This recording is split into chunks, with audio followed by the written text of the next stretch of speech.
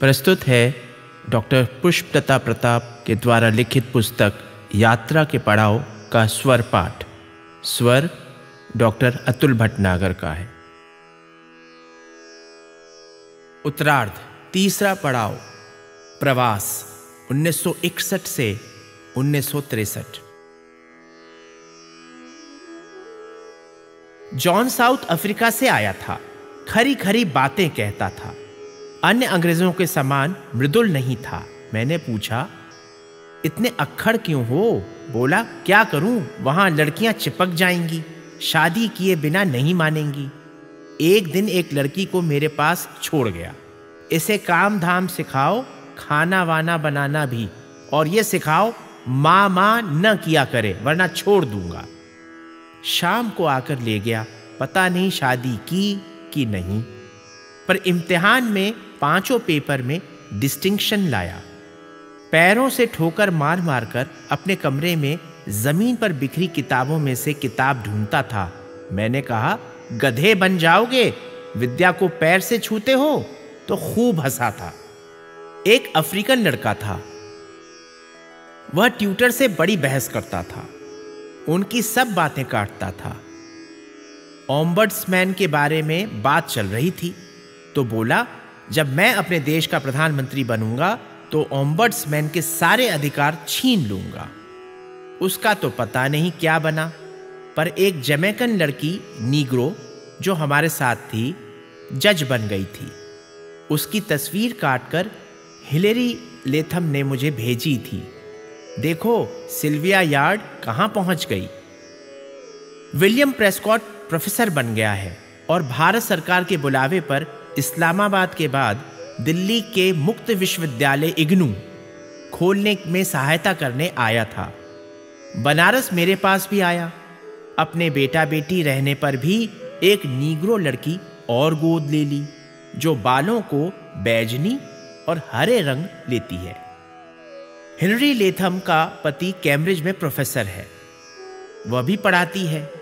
पारसाल लिखा था, मेरे 90 वर्ष के पिता का देहांत हो गया है, पर 88 वर्ष की माँ अब भी धैर्य से अपना घर देखती है।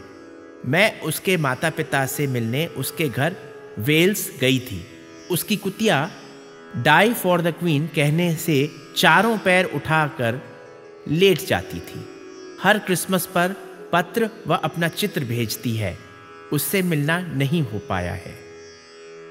शायद किन्हीं मजबूरियों के कारण हमारे कई मित्रों ने पत्नियां बदल ली हैं। फिर उनसे मिलने पर आपस की बातें करना कठिन हो जाता है। एक लड़का व हमारे ऑक्सफोर्ड के मित्र की लड़की भारत आकर हमारे घर 8 महीने पति पत्नी की तरह रहते थे। जॉन सितार सीखता था राजभान सिंह से। जोशा बस उसके साथ नेपाल, बंगाल वगैरह घूमने जाती थी। लौटकर हमेशा दुखी होती, पैसे की कमी की, लोगों के असभ्य व्यवहार की सदा शिकायत करती थी। खुश नहीं रहती थी। यहां से जाकर भी जॉन से शादी नहीं की। जॉन कई बार भारत आ चुका है, अब खूब पैसा कमा रहा है और एक जापानी लड़की से शादी कर ली है, पर जोशा को भूला नहीं है। इस वर्ष आया था तो पूछ रहा था, बता सकती हो जोशा ने मुझसे शादी क्यों नहीं की और बिना ब्याही मां बनना पसंद किया? मैंने बताया, उसे पैसे की कमी अखरती थी तुम्हारे साथ। तब उसने कहा, जिस हाल में वह अब रह रही है मेरे साथ उससे बहुत अच्छी रहती। मुझे दुख हुआ कि इतनी आराम पसंद सुंदर लड़की काफी कम पैसे में जाने किसका बच्चा पाल रही है। यदि मैं अपने प्रवास के ये 2 वर्ष जीवन से निकाल दूं तो बहुत ही महत्वपूर्ण अंश कट जाएगा।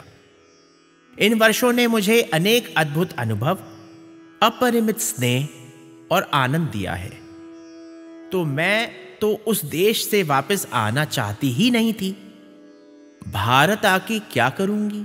न काम न मेरी कोई आवश्यकता। पर इस समय मेरे पति बहुत ही महत्वपूर्ण कार्य कर रहे थे तो मैं चुप थी। उन्हें समय पर कार्य पूरा कर थीसिस जमा करनी थी। विश्वविद्यालय से मिली छुट्टी समाप्त हो गई थी और अंतिम समय तक मांझ कर उन्होंने थीसिस जमा कर दी थी। फिर हम दोनों उनके साक्षात्कार के लिए गए।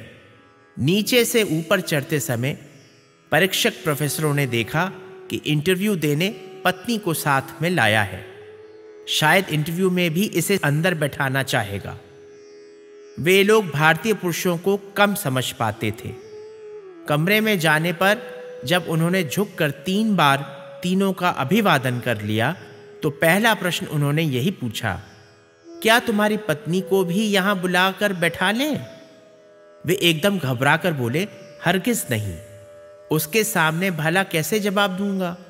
वह तो नीचे मेरा गाउन ठीक कर रही थी और मैं झुककर आप लोगों को अभिवादन करने का अभ्यास उसके सामने कर रहा था। बस इस पर से सब खूब हंसे।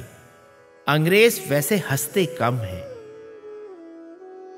एक 8 वर्ष का बच्चा साइमन कोप मुझसे बहुत हिल मिल गया था। उसका बड़ा भाई लॉ का छात्र होने से बॉडलियन में मेरे पति के आसपास बैठकर पढ़ता था और उनसे बहुत प्रभावित हो गया था। वे हमारे घर आने लगे थे।